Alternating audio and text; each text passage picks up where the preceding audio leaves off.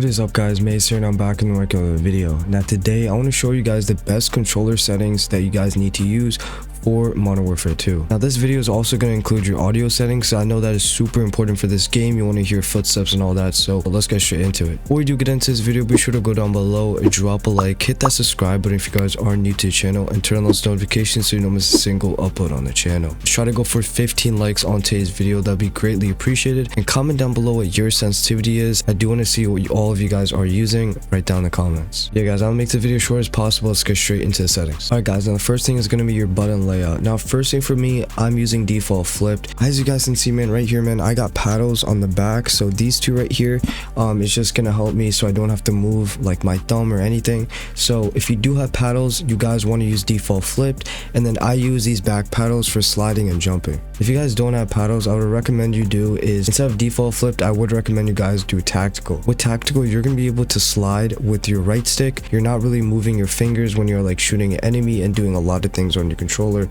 Tactical is really just gonna be your best option if you do not have paddles. Alright guys, now bumper ping, I guess they just added this. I would just keep it off, to be honest. Alright guys, now for this setting right here, you guys want to flip your L1 and R1. Make sure you guys have this flipped. If you do have a PS5, I'm sure you guys have like adaptive triggers, so it's really not going to matter at that point. But if you're just using a different controller, PS4 or anything, I would highly recommend flip your bumpers. Now stick out preset, I would just keep this default. Now controller vibration, this you guys need to keep it off. I mean, it's really just going to change how you play.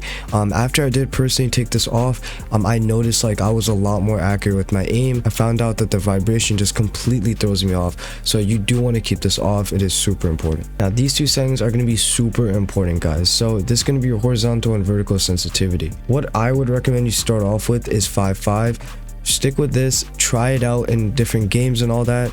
If you do notice that it's a little bit too slow, or you think that even if you do increase this number, you can still aim pretty good, I would recommend you do increase it by 1 each time. See what you're comfortable with. And personally for me, I found that 7.7 is a really good sensitivity.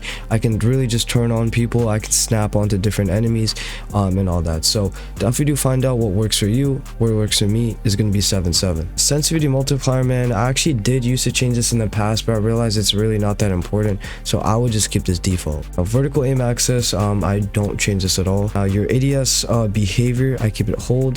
Now change zoom shared input, just keep it default. Automatic sprint, this can be super important. I'm sure most of you guys do have this setting on, but if you guys aren't used to the game, you just got it for Christmas, you guys need to make sure you have automatic tactical sprint. This is gonna make it so you don't have to keep pressing down on your left stick while you're running. It's really just gonna save your controller in the long run, and your movement is gonna be really good. If you do turn this setting on, it's really just gonna make a huge difference. Guys, equipment behavior, I keep this on hold. Weapon mount, I keep this double tap ADS. Track reload behavior, I actually keep it on tap to reload. If you are playing Warzone, I would actually recommend you keep it to prioritize interact, so each time you try to pick up items and all that, you're going to be able to do it much easily. Now armor plate behavior, keep it to apply all. Alright guys, and these are going to be the advanced settings.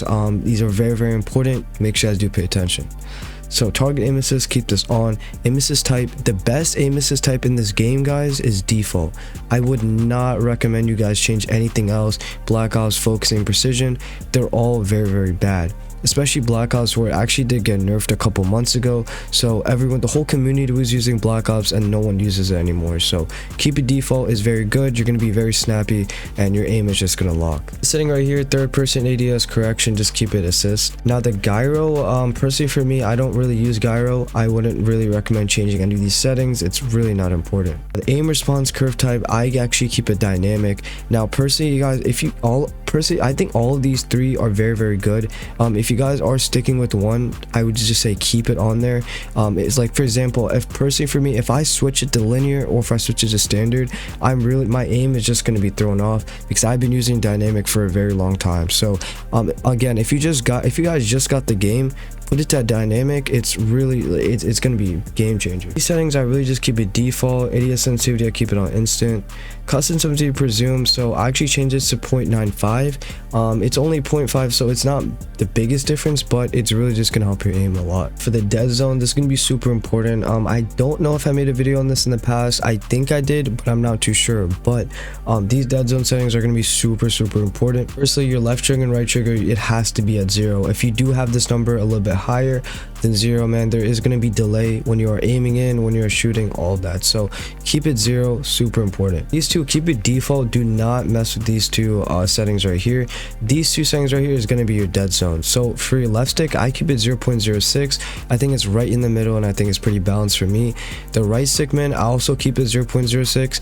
So you guys want to test this out in custom game. If you do notice that your reticle is just moving by itself, I would recommend you bump up the setting. But if you don't notice that, you know, just lower it down. Alright guys, so these are gonna be your moving behavior. So tactics from behavior, I keep it single tap sprint. You can run around, you can, you know, do all of that very quickly and efficiently. Now these settings right here, I keep it all default. I do not really change any of these settings down here. Honestly, that is pretty much it for the controller settings. Now let me go over the audio settings, because this is going to be very important. So for the audio mix, I would recommend you keep it at headphone bass boost. You know, you're going to be hearing enemies very clearly. You're going to hear all the footsteps, all of that. So keep it at headphone bass boost. It's going to help you guys a lot. Master volume is really up to you and your headphones. Personally for me, like obviously from recording videos, all that, I can now have this maxed out, so I keep it 80. You guys want to literally put the music volume to 0. It's very distracting. It will throw you off. Dialogue volume, I just keep it at 50. Effects, I keep it at 100 so I can hear footsteps, hit markers, all of that. Marker volume, I keep it at 50. Honestly, the hit markers are very loud in this game, so I did want to decrease it just so I can hear I can really focus on the footsteps, people like around me. I can really focus on that, so I did keep it at 50. Voice chat volume, I also do keep this at 50. I feel like the voice chat's very loud in this game, so I do keep it a little bit lower. And yeah guys, I guess that's pretty much it for the audio settings. Like proximity chat, I always gotta keep that on. I think it's super nice, you know, just hearing other people in the game. Hey guys, for the hit marker sound effects, I know one of you guys in the comments were asking me about that, so I actually do keep that classic. I think it's one of the best hit markers. Very nostalgic, man, to be honest, and it just sounds very nice. So yeah, I do keep it on classic. Yeah guys, that is pretty much it for the video. Hope you did enjoy that. If you did, leave a like, hit that subscribe button, and we'll see you guys in the next one. Peace.